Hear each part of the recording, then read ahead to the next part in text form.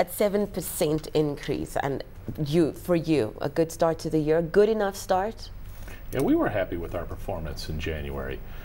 We've been in the midst of launching the new Ranger, and so we're just in the ramp-up phase. So we didn't really have any availability in the commercial vehicle segment other than the Mazda BT50 and the Bantams. So for us, we were very happy with our performance in January. Good start.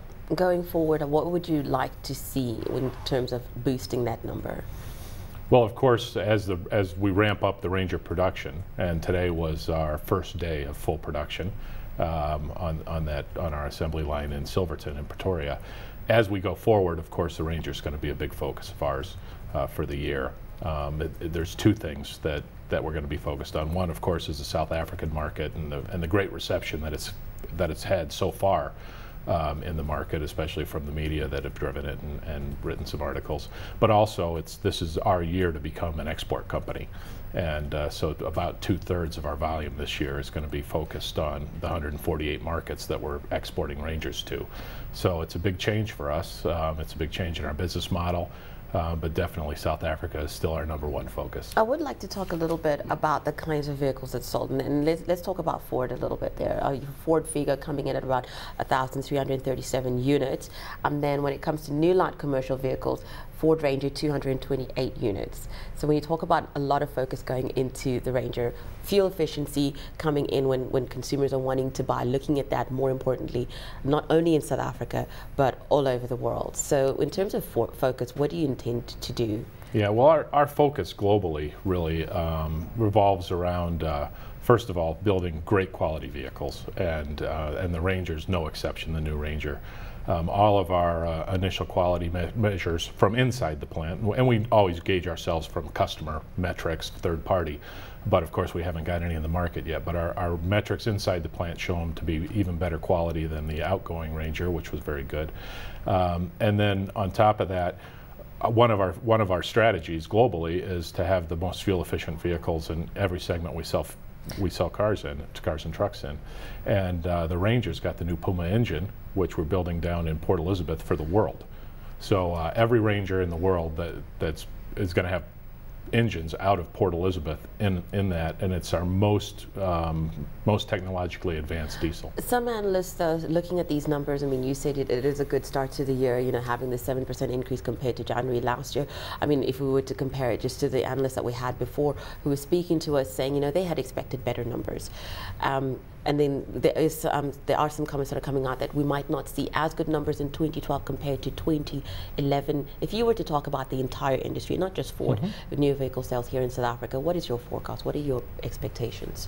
Well, interestingly, if I go back to 2010, after the World Cup, the third quarter 2010, we saw kind of a slowdown in the economy and in vehicle sales specifically. We saw that pick back up in the fourth quarter of 2010 and carry through to the first quarter of 2011.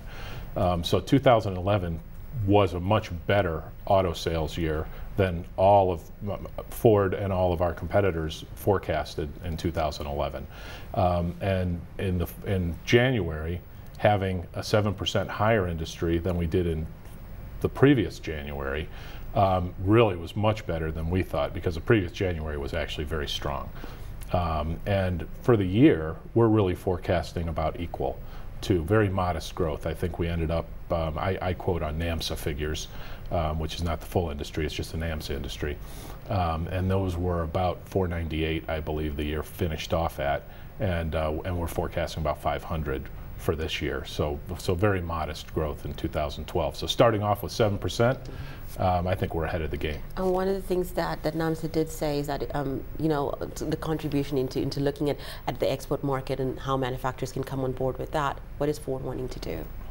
You talked about earlier. Yeah, I did talk about that earlier. That's the most exciting thing we're doing this year from a business model standpoint, is exporting to 148 different countries.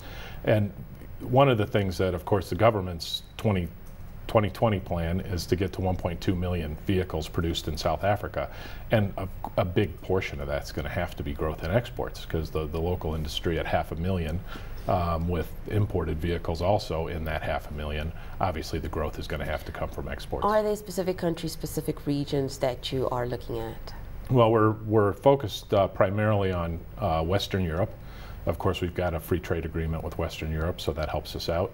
And then also, from a growth standpoint, Sub-Saharan Africa.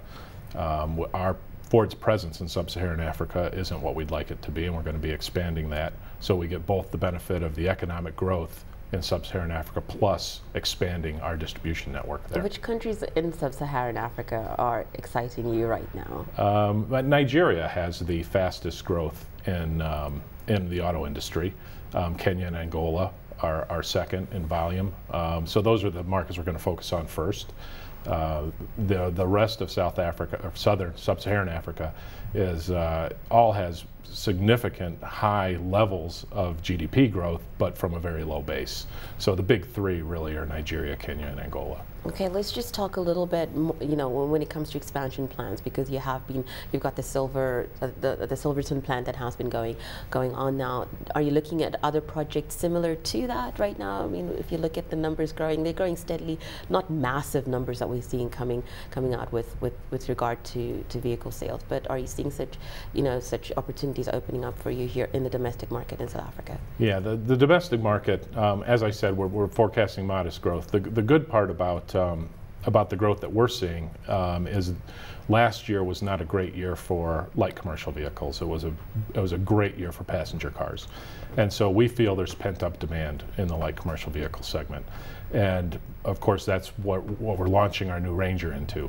So we're very excited about the prospects domestically of being able to grow our Ranger sales, and then of course the export markets we're just going to hang on for the ride. Many of the markets we're selling to are emerging markets, and of course that's where the economic growth is happening globally. And